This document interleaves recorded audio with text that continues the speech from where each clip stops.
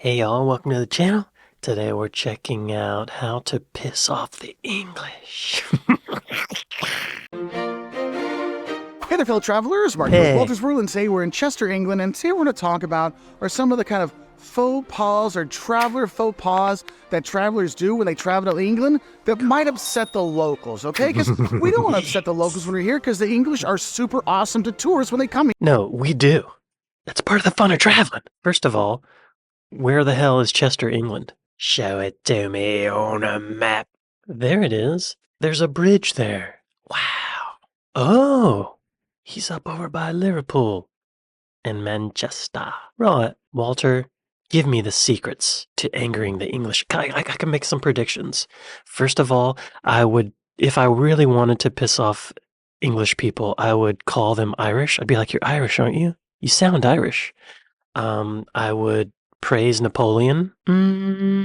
I would call football soccer. I would complain about the tea, and I would complain about room temperature beer. I mean, there's all kinds of ways.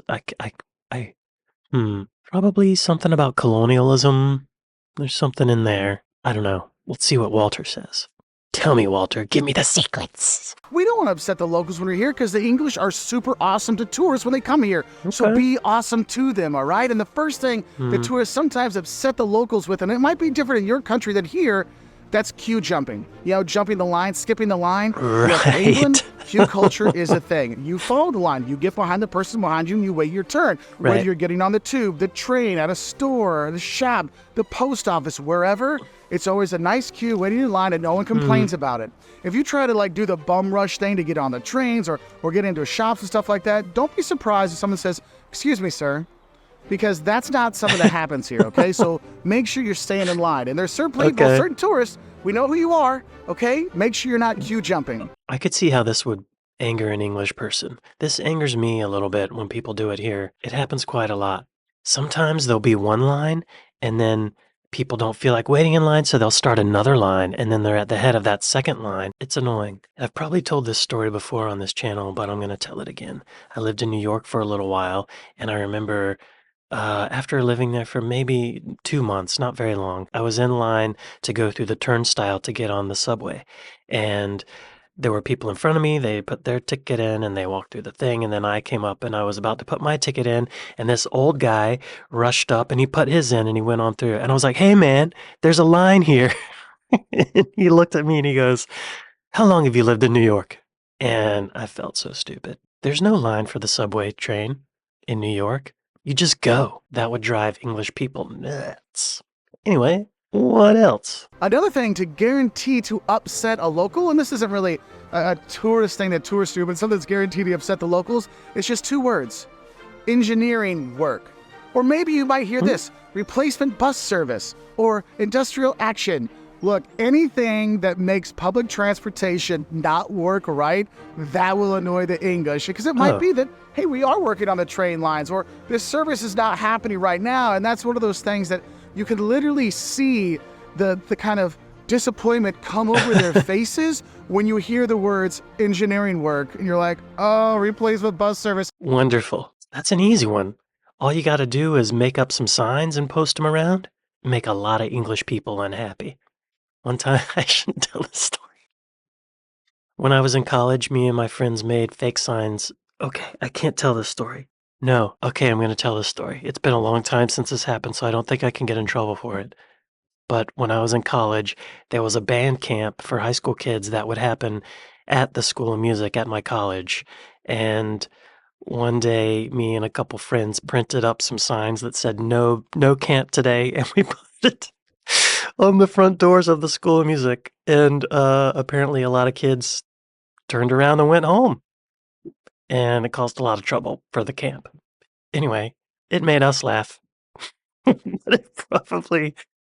that may have been illegal. I'm not sure. I don't do stuff like that anymore. But if I went to England, I would. And the thing is, when you come here to England, you'll notice that people are very polite. I mean, not everybody, but in general, people in England are very polite. They're very mannerly. And if you're not, mannerly and polite when you're here, that Use does your upset the locals. manners. They do expect a thank you, a please, and they're going to say excuse me if they bump into you and expect the same thing there. That's why pushy tourists and tourist groups that just kind of shove through things, those are things that people in England don't really like very much. It's that kind of irks them. So make sure you are minding your P's and Q's and you're being polite when you are going around. And I know that's something that people say, well, you should do that anywhere. Well, yeah, it's true. But in some places, a shove here, a push there isn't really a big deal. Here, it's not really cool, okay? So, be polite when you are here. That's an easy one. I'm very passive and I'm very polite. In a lot of cases, is not a great thing, and I'm just trying to be friendly and good-natured, and people take advantage. But in England, I think that would be appreciated. I was at the grocery store the other day, and someone working at the grocery store said, "Hey, take care, have a good one, man." And I didn't think he was talking to me, but then after I took a few more steps, I realized he was talking to me, and I basically just dissed him. I thought if I turned around and said, "Oh, were you talking to me?" Like, I thought it would seem passive or like nerdy, so I didn't do it. And I can't stop thinking about it. Anyway, Now, another thing for my American friends that will always get your English friends to kind of roll their eyes at you is if you call football soccer. I knew it. They call it football because you kick it with your foot. They'll have plenty of ways to disparage American football when you call football soccer here. So just don't. Just call it footy. Call it football. Or just Footy. stay that way. Talk about the Cowboys and you go back to the U.S. It's fine, okay? I know the Jaguars play here in England occasionally, but come on. Football is football. Soccer. The Jaguars play there? The Jacksonville Jaguars? Oh, English people, you have been blessed with the athletic prowess of the Jacksonville Jaguars. Sarcasm. But if I call soccer football when I'm there, am I being true to my American roots? No. So I'm going to call it soccer. Soccer, soccer, soccer, soccer, soccer, soccer, soccer. Soccer is an inferior sport to American football. Soccer is an inferior sport to American football. Are you angry? Now, another thing that might irk your English friends is if you kind of think that everybody's from London or everything is by London, which you have to realize is England is a whole country. It's not just one city of London. And that's why if you're coming to a place like Chester or you're going to York or wherever, or you meet somebody from here and they go, "Oh, I'm from York, I'm from Chester." Like, "Oh, is that near London?" No, dude. London's in the south of England. We're in the north of England. There's even the Midlands in between us. Okay, so that's one of those things that people do kind of get upset. They're like, "Look, there's more to this beautiful country than just London." And that's why it kind of irks them because you'll see that people are very proud of their local village, of their local shire, their local area, so you do have that. But it doesn't matter where you are in England, where, north, south, Midlands, wherever. So when I go to England, I'm going to go to Liverpool. Be like, where's Baker Street? Where's Abbey Road? Where's Westminster Abbey? Where's Buckingham Palace? What is this? That's what I'm going to do. And it's going to make a lot of people angry, and I probably won't return because I'll be murdered. Death wish. I mean, kind of the same here. People seem to think Americans are either New York, LA, or from the South. And that's about it. That one won't be as fun as the soccer one, though. Or skipping lines. Or being rude. Another thing that's going to really upset them is you make them a bad cup of tea, okay? Because getting a cup of tea here is really, really an important thing, and make sure you're making it right. So if you look online, you'll see like English people like pulling the hair out that they still have left in their head when they see people microwaving water for their tea. Microwaves are great. Microwaves heat up the water way faster than an electric kettle. If you just want one cup, you're wasting water by putting a whole kettle worth of water in the kettle. It's conservation. There's climate change. We're running out of water. You're using it for tea. English people? English people? English people? What are you doing? Another thing that'll probably annoy your English friends is if you go out and you order beers and you make fun of their ales because they love their ales and you start ordering things like Coors, Coors Light. Beer. In a great city like Chester, come on. Get the local brews when you're here. Your English friends aren't going to like it if you're not drinking local with them. Yeah, I'm down with that. That might not be worth pissing people off about. I would rather have the local brews. I will say, when I was about 5 or 6 years old, I was at the beach with my dad, with my whole family, but I had a conversation with my dad, is why I bring up my dad. He had a can of beer on the beach, and I said, "Can I have a sip?" And he was like, "Yeah, you can have a sip." In his mind, he thought, you're going to hate this, and this is going to make my son never drink alcohol. Well, I took a sip, and it was the greatest thing I've ever tasted. I still have the memory of that beer in my mind. And ever since then, I've been chasing that same flavor. I've talked to my dad about this since. He doesn't remember what beer it was. It was probably something really basic. The closest beer that I've found that tastes like it is a Coors Light. And I know that's not a popular beer in England, but for me, it scratches that itch. Maybe it was Miller Lite. Sometimes Miller Lite does it. I don't know. It wasn't a fancy beer. My dad's not drinking a fancy beer out of a can. I'll drink that local brew. Bring it. Another not cool thing that tourists sometimes do is they go out with locals and then they skip out on their round. Okay, here in the UK and in England and Very annoying. Many people out there owe me drinks. Hey, Alana, I bought you a drink, and you said I'll get your next one. Alana, I know you're watching. We were at Frogtown Brewery, and I bought you a beer, and you said next one's on me. And then we both left. There wasn't time for another beer. Anyway, I'm putting you on blast in public. Alana, from Queens, New York, who now lives in Los Angeles. okay, here in the UK and in England and Britain and all around over here, people like to go out to the pubs with their buddies. And you go out and everybody's getting rounds. So you go with 4 buddies, realize that you're going to have 4 rounds. Okay, you're going to be drinking 4 beers. Just accept it. That's the way it is. And you're going to pay for one of those rounds. Yeah. And if you're that friend that like skates out, like, oh, get the first couple, then you're like, oh, I got to go. They're like, dude, I bought a round. He bought a round. Why aren't you getting your round? That's going to end some friendships and get you not invited back out to the pub. So one of my favorite mental concepts about friendship and relationships is you're welcome to stay, but free to go. I love that. don't skip out on the round because you will lose some friends on that. It can be quite annoying and quite rude, really. Now, another thing that kind of, I don't know if it irks them, but it just gets more of the eye-rolling nature that people have when tourists come to England is when they try their British accent. Oh, yeah, just don't. Just don't. Just stop. Yeah, that just would stop. be bad. If you speak English, The mental image of an American just being like, right, okay, here we are, I'm in England, so I'm going to talk like this, right. I wouldn't do that. Sorry, I just did that. I just did what I said I wouldn't do.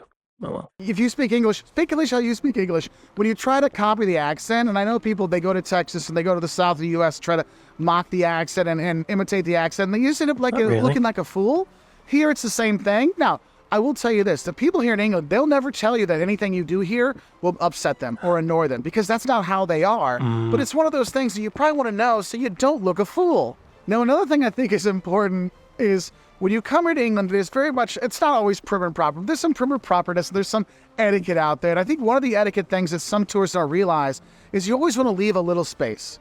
So if you're on public transportation, you're on the bus, you're not sitting right next to the person. You leave a seat in between. If the train's not full, you're not sitting right next to somebody. You're leaving a space in between. I'm down with that. If you're going to the bathroom and there's urinals, you don't hike up right next to the next person there if there's other open urinals. So give people a little space when you're here because they like a little space. They're not up in your face kind of stuff here in England, okay? Yeah. It's the same in America. There's a bubble. I've noticed Europeans get really close. If I can smell you, you're too close. If I can feel your breath on me, you're too close. If I can count your eyelashes, you're too close. Get away. Now, I realize this next one might seem a little counterintuitive, but honestly, if you tell people that it rains all the time when you come to England, that doesn't go over well either. I know whenever we mention weather in any of our videos about England, people say, well, last summer we had 40 degrees Celsius and we had sun, and you're right. The weather here, it doesn't rain all the time. I mean, I know it's raining now. It was actually beautiful sunny earlier today when I was going and seeing the sights. I should have filmed then, but honestly, I've gotten sunburned 3 different times visiting England, okay? In the summertime, it can be really sunny. It can be bright, but yes, It does rain occasionally, but not all the time. And if you act like it's always raining, need your wellies all the time and your umbrella all the time, no, you don't, okay? And even the locals will be like, yeah, it rains a lot, but not all the time, especially in the summer. Okay, but saying it rains all the time, that's an absolute. It's a hyperbole. It's a figure of speech. It rains all the time. Is that really going to make people angry? If he says it's going to piss off English people, I guess it's going to piss off English people. But I hear English people saying that it rains all the time. I guess it's like talking smack about your grandma. I can talk smack about my grandma, but you can't talk smack about my grandma. Now, another thing that might annoy the locals here is if you don't know the difference between the United Kingdom of Great Britain and Northern Ireland, Great Britain, England, Scotland, Wales, how they're all kind of different entities, because people from Scotland identify as Scottish, and the Welsh identify as Welsh, and the English identify as English. But some of them are okay with being British. But the thing is, if you call somebody from Scotland English, or you call somebody from English Scottish, A lot of those people take that as an insult for different ways. And Or if you call someone from Scotland Scotch, they hate that. I found that out in the YouTube comments. there's a lot of different connotations that are there. So make sure you know where people are from before you blanketly say, oh, you're Scottish, you're Welsh, you're English, you're Irish, you're whatever. Because that's one of the things that might upset people. Who would go around labeling people like that? You're Scottish. Like, in what kind of conversation does that come up? I guess a neuroatypical person might do that. Or maybe after you've had a few ales and you hear someone talk for the first time. You'd be like, you're Scottish. I could see that. Okay. Yeah, don't do that. Calling an English person Irish or an Irish person English would not go well. And then there's 3 words that will probably make your English friends go, dude, you need to learn some English. And that is math, aluminum, and garage. Because here they don't say math, aluminum, and garage. They say maths, they say aluminium, and they say garage. Okay? So just know that though we speak the same language... That's gonna piss people off? I don't think so. If someone knows I'm American, and then I say aluminium, they're gonna be like, what? Stay true to your roots, dude. Aluminum. It's like code switching. I've seen white people code switch to Ebonics, and it never goes well. Don't do that. Don't. The white person thinks it's gonna ingratiate them to the African American, but it does not. It does not. Okay, so just know that though we speak the same language, sometimes we pronounce it completely differently. And so that's why sometimes we gotta roll our eyes at each other. And also pronunciation, That's the can fun be stuff. some fun things. I know It's myself, sometimes when I've ordered food or I've ordered stuff at stores, people kind of like chuckle at me. They're like, oh yeah, I'll get that for you. Yank. And they kind of walk That's over fun. and get They're stuff. chuckling. So some of these things are really annoying. Some of them are kind of silly stuff. But I just wanted you to know a few things that tourists might do that might make their hosts uncomfortable or annoy them or just make them roll their eyes in silliness. So what are things you see tourists do here in England that really upset the locals? Nice. Good to know. Now I know what to do when I go. Thank you, Walter, for showing me the secrets of being a dick in England. Well, thank you all for watching this with me, and I'll see you next time. Later.